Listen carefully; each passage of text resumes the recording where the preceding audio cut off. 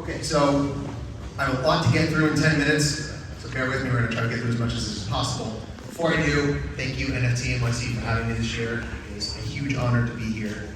I've got some friends out in the crowd out here who are here to support me, and most importantly, my father is here today to support me as well too. He's in the back. This guy is amazing. He supported me through the billion career changes that I've had, every venture and project that I got into, and it was really important that he was here today to see this. So thank you, Dad. My name is JD Gargano. If I have not met you, hello, nice to meet you. Today we're just going to talk about how to find and develop your NFT concept. So basically, like, what you're doing right now, is that what you're supposed to do, or what you're meant to do? We're going to talk a little bit about how you can find what it is that you're meant to do. Anybody here from New York? We're going to have a couple audience participation things here, okay? So this is the first one. New York. You, a couple people. Anybody from Long Island, specifically? No? Anybody know what these buildings are? Those of you in New York, do you guys know?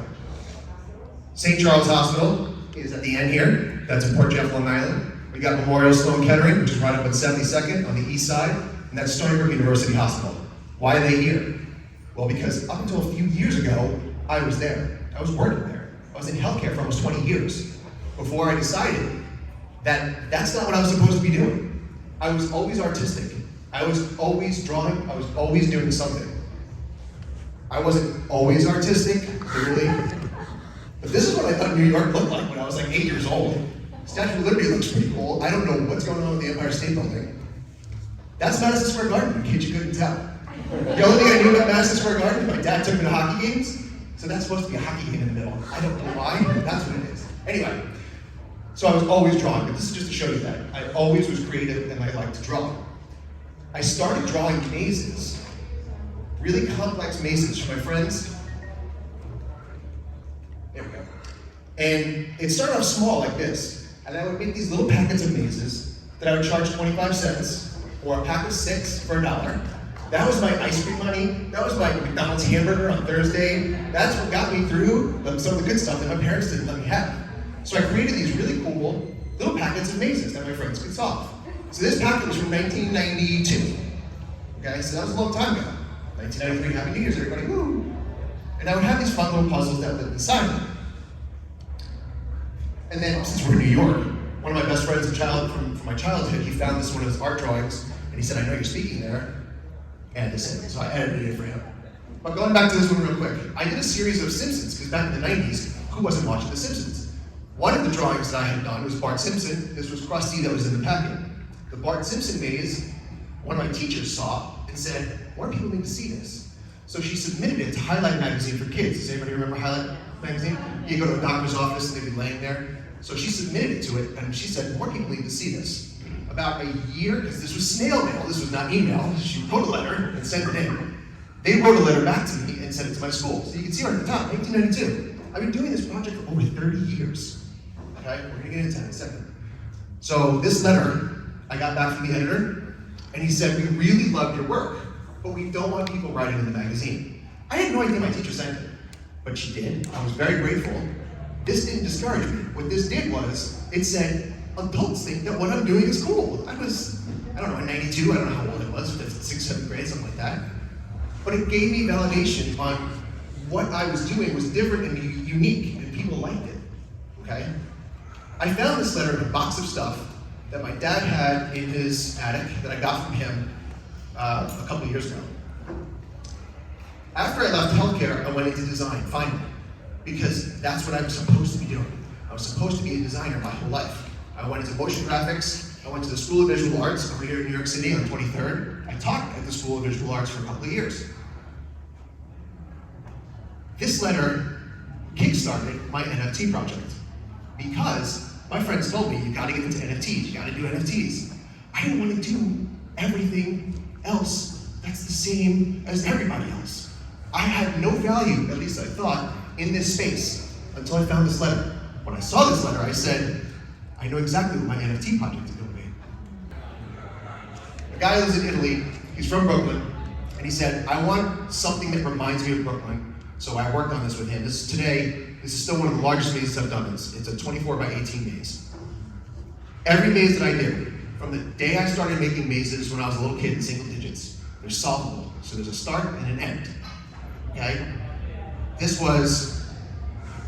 It took me a long time. This was about 20 plus hours. I draw them all by hand first, then I'll take a picture or I scan it and I redo it digitally so that I have the physical and the digital part of this. So you can, if you want, he's got that physical print and he has the digital print. Then for May 4th, because I'm a Star Wars fan, thanks Dad, I did a series called Maze the 4th. And these were Luke's saber and the Vader's saber, Han's blaster, Solo's blaster, Han Solo blaster, and Greedo blaster. And again, these are 18 by 24, so these are big pieces as well. And then to celebrate the band Fish playing in Madison Square Garden, I did a band poster for the 4 nights that they played there as well. What was unique about this was I realized not everybody's a Fish fan. So what I did was, I made this version. You see 4 different versions here. I did the same exact version without the text on it. So if you like the art, you can still display the art and not have to have that EMSG at the bottom because you don't know what that means.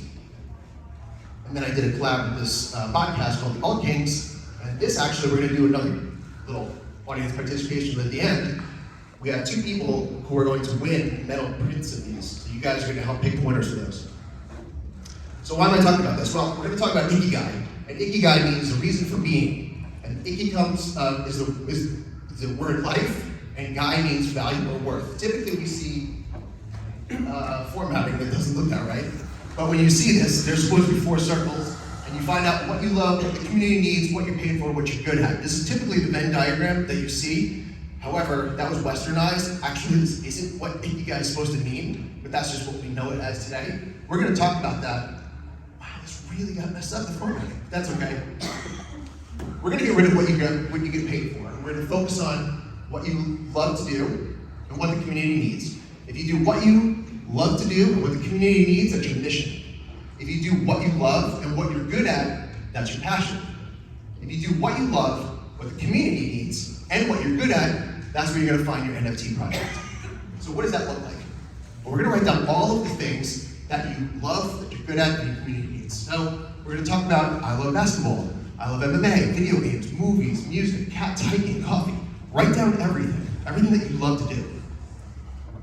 Then write down everything that you're good at. Animation, design, climbing, everything. Don't think about, oh, I'm a designer or not a designer. Just write down what you're good at. Then write down what your community needs. The people in your NFT community, whatever chain you're on, your friends, your family, write down things that they need, that you think that they're missing. So that could be friendly betting. It could be more expertise, one-on-one coaching. If you're a really good spokesperson, if you're a good personality, write that down, because maybe people who have a project don't necessarily have a voice for them. So you can help them by being their voice. So now that's where we're gonna find your project. Using those, what you're good at, what your community needs, and what you love to do, use your coding and design skills to create a friendly betting site for MMA fights. Create your own social token for people who will hire you for lessons, to be their voice, right? So you can teach lessons, you can speak to them. If you're a sculptor, make something. Take a really nice picture of it. Digitize the photo. Now you have a really nice vase that somebody buys from you, and you have a really nice picture of it that's maybe hanging in the bathroom. And it ties together really nicely. Your guests come over and like, oh, here's the physical, and there's a really nice picture hanging in the bathroom.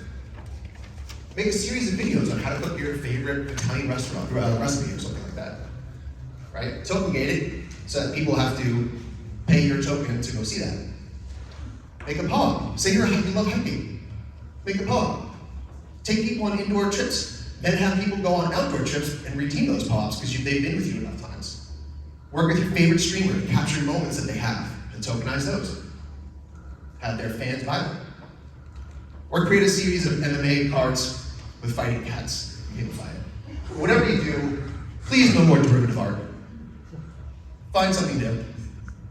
If you go to this link, I'm giving everybody here a free NFT. If you go here, oh, the camera's come out. This will take you to a website, my website. You can fill out the form on there and hit submit, and I will reach out to you personally, and I will help you get your free NFT. Thank you.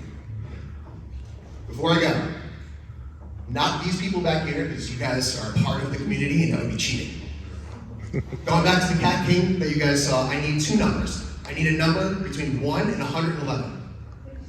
57. 57, remember that. I'm not going to. And 112 to 222. 222. Ooh, okay. So, when I go back home, the person who's holding number 57 and number 222 are going to win the metal plates of those. So, thank you guys very much. Does anybody have a question? We're out of time. We are out of time. You guys have any questions? We're out of time. Thank you.